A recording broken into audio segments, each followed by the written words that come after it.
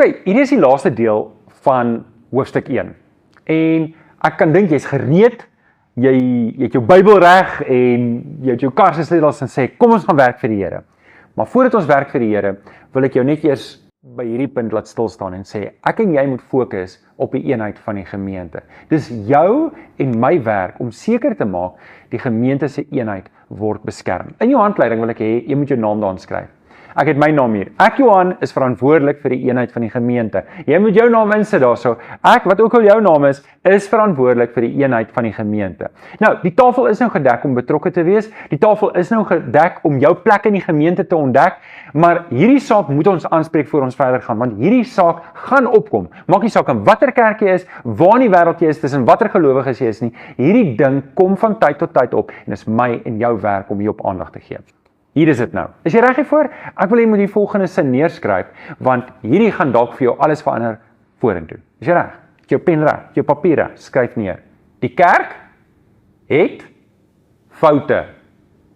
Die kerk het foute. Die kerk is nie perfek nie. Weet jy hoekom het die kerk foute? Ek gaan vir jou dit baie eenvoudig sê en dit gaan vir jou alles oopgaan. Die kerk, die liggaam van Christus het foute. Weet jy hoekom? Want ek is daar en jy's daar.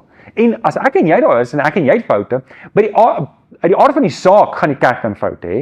En die kerk bestaan uit mense soos ek en jy wat foute het en foute maak. En ons moet regtig ons aandag daarop vestig om te sê, dis okay. Die Here het dit geweet. Dit vang nie die Here omkant nie. En ek en jy moet 'n besluit neem om nie so sensitief en so oorgevoelig te wees wanneer dit kom by mense, wanneer hulle op ons tone trap nie. Ek en jy moet aanvaar en sê, weet jy wat, mense gaan ons baie keer kwaad maak, hulle gaan ons baie keer seer maak, en mense gaan, want ons is mense, en dis okay. En ek en jy gaan nie elke keer, en ek wil sê, ons sterk wip, as goed nie loop soos wat ons het wil hê nie. Ons moet 'n bietjie resilient wees, 'n bietjie dikvellig wees en sê, dit gaan nie oor my nie, weet jy wat, dit gaan nie eens oor jou nie, dit gaan oor die koninkryk van die Here, en daarom, as mense foute maak, gaan ons dit nie so persoonlik opneem nie. Ons oë is nie op mense nie, ons oë is op Jesus.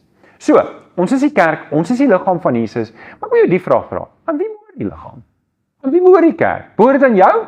Behoort dit aan my? Wel, ons kan sê dit behoort aan ons, maar dit doen nie eintlik nie. Hierdie is Jesus se liggaam, so per definisie behoort dit aan Jesus Christus. Hy het ons kom vrykoop aan die kruis, en so die kerk is syne. En ek wil jou herinner, dat ek en jy dra elkeen 'n emmer. Julle sal onthou, by 201 het ons hieroor gesels. Elkeen van ons dra 'n emmer. Een emmer het petrol in, en een emmer het water in. En wanneer jy by die kerk instap, by jou klein groep instap, by die lewe instap, by jou werk instap, jy dra al twee emmers. En die gesegde sê, waar daar 'n rookie is daar 'n vuurtjie. En as daai rookie opkom, moet ek en jy weet, ek en jy moet gereed staan, of met die petrol, of met die water, en ek moet weet wat er om te gebruik, ek moet intelligent wees, en weet, dis wat die Here vir my verwag. So wanneer daar 'n negatiewe vuur is, dan moet ek dit gaan blus met water. Wanneer mense kinderstories vertel, en allerlei negatiewe goeders doen, moet ek dit gaan blus met water. Natuurlik, wanneer daar 'n probleem is, moet ek dit aanmeld, wanneer ek sien iets, iewers val die pap op die grond, gaan meld dit aan in die leierskap, en laat iets gedoen word daaraan.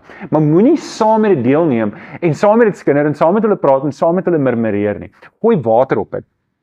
Aan die ander kant dan is daar 'n positiewe vuur. En die positiewe vuur moet ek en jy petrol opgooi. Wanneer iemand 'n getuienis vertel, wanneer iemand opgewonde is oor die Here, wanneer iemand wil groei, dan moet ons saam bid, saam getuig en saam met hulle die pad stap. Nou daar's baie aanslae wat op die gemeente gerig word, en ek en jy moet help daarmee. Ek dink die een groot aanslag wat die vyand teen ons instel, is verdeeldheid. Hy wil hê die kerk moet verdeel wees. Hy wil hê die kerk moet half en half vir mekaar kyk en sê, "O, jy speel vir daai rugby span, ek speel vir die rugby span. Jy stem vir daai politieke party, ek stem vir daai." En in die kerk kan dit nie so wees nie. Ek en jy moet teen dit staan en opstaan. Nommer 2 is kinderstories. En weet jy, Spreuke sê kinderstories is so lekker, dis so soetkoek, jy eet dit so maklik op, sê Spreuke. En dis waar, en ek en jy moet pas op, ons mag nie deelneem in kinderstories nie. Die derde aanslag is jaloesie en risie. Iemand sing beter as daai ene is beter as daai ene ry weer 'n mooier kar as daai, en jaloesie en risie veroorsaak. Ek en jy moet seker maak, ons staan teen dit op, en ons gooi die water op daai goed. Aanslag nommer 4 is vals lering, en ons moet baie versigtig wees. Ek en jy moet seker maak, ons ken die woord van die Here, lees altyd 5 verse voor, 5 verse na. Wanneer mense versie so uit konteks uithaal en saam voeg, dan maak hulle eie teologie op, en ek en jy moet weet, dit is wat daar buite gebeur. So, kom, ek sluit af.